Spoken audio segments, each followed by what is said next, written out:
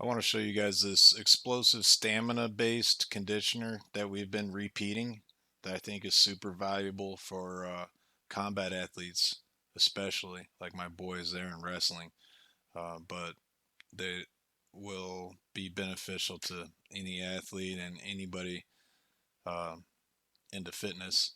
So, what it is, I just took Cindy from CrossFit, which is pull ups, push ups, and air squats 5, 10, 15, 5 pull ups, 10 push ups, 15 air squats, and replaced it with, and that's for 20 minutes straight. So it's a stamina based workout. And by stamina, I mean, can you repeat a movement for an extended period of time with just small breaks, as opposed to endurance? Endurance is more like how many in a row can you do before you have to break. Can you do 50 push ups in a row before you have to break? That's endurance. Stamina is more like boxing. Can you punch for 12 rounds, taking small breaks here and there? Do you recover? Does your energy come back? And how long can you maintain that pace before you just tank and then you're all punched out? No matter how long the break is, you've got nothing left. Okay, that's stamina. All right. And the way that works in this workout is you're going to do chest to bar, which is an explosive pull up. You go ahead and use your core, use your hips, kip to the bar on purpose. All right, be explosive with it. Um, we do strict pull ups, strict dumbbell rows, barbell rows. Brute pulling strength is essential. But on this one, we're working on snappy, powerful movements. Okay, so snap yourself to the bar, bang your chest off the bar, rip to it.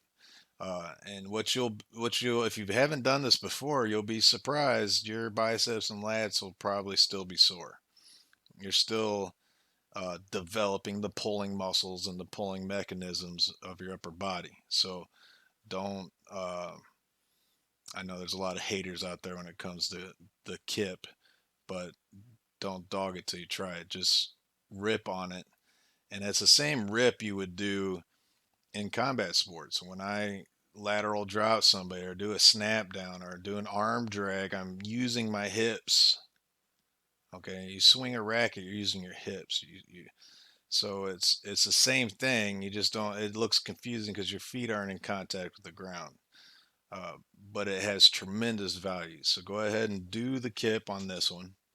We will program strict pull-ups later, uh, and then you substitute push-ups with depth push-ups. Okay, you can see it in the video. I'm dropping off the plates to absorb the impact on purpose, transitioning out of the bottom as fast as I can. Don't spend any time with your chest on the floor. Just tap the chest on the floor, pop right back up on the plates. Be explosive with it. All right, we're working the stretch shortening cycle on purpose. We're trying to create zeros on each phase. There's 3 phases.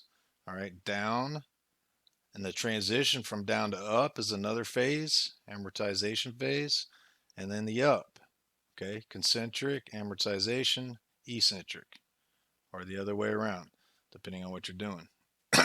Okay, so but the transition's always in the middle, and each phase when you're doing these explosive movements need to be as close to zero time spent as possible. If you got a say you got a stopwatch out and you manage to record those phases, all right, whichever athlete spends less time in each phase is a faster, more powerful athlete. So that's what you're training here. And then we're also training the ability to do it a million times across an extended period of time, like in wrestling or boxing. Okay, so you have the chest to bar pull up, the depth push up, and then the squat jumps. Okay, depth squat jumps off of the plate. Okay, so a little hop down, drop all the way down, full squat. Try to get your hip crease to pass your kneecap. Okay, and then pop right back up on the plate. All right. The full range of motion is important. Hit full range of motion on all 3. Go all the way down on the pull up.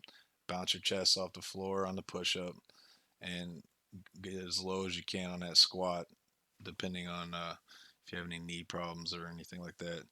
But I've had two ACL tears, one in each knee, reconstructive knee surgery, and I still get really low with my squats and don't have any knee pain. And it's thanks to training like this, because I always use full range of motion and I don't shy away from the squats. All right, so hit these. If you are a wrestler, jiu-jitsu, MMA, you need to be strong and fast and powerful and at an extended range of motion. So don't cut these squats short. I've been to a lot of gyms.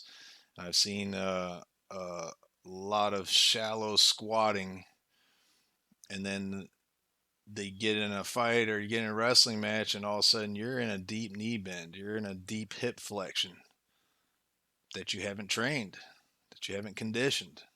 Okay, other than wrestling.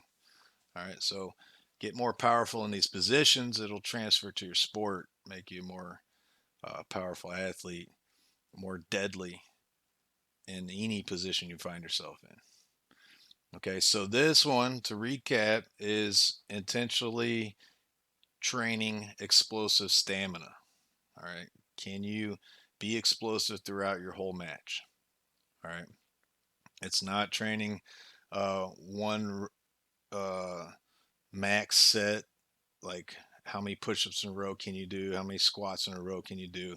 It's not like that. You will get a big sweat and you will work up your lungs a little bit depending on what kind of shape you're in, but this is not a lung destroyer. It's not a massive burn.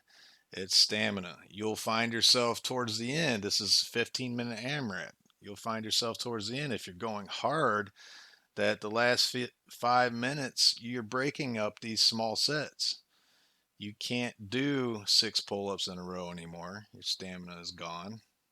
Okay, you can't do um, what did we do? We did 6, 9, and 12. We started off smaller, but then we built up to like 6, 9, and 12. 6 pull-ups, 9 push-ups, 12 squats, and that was the magical mark right there. Build yourself to where you can kill those numbers. In a 15-minute AMRAP, you should be getting 15 rounds. Okay, 1 round per minute, no problem. If you're ready to compete in your sport, or if you just want to be a badass, okay, so 15 rounds or more. All right, if you're under 15 and you're an elite athlete, that's not good. Okay, so uh, there's a benchmark to hit. There's a standard. Okay, to complement this type of training, we also do high intensity intervals.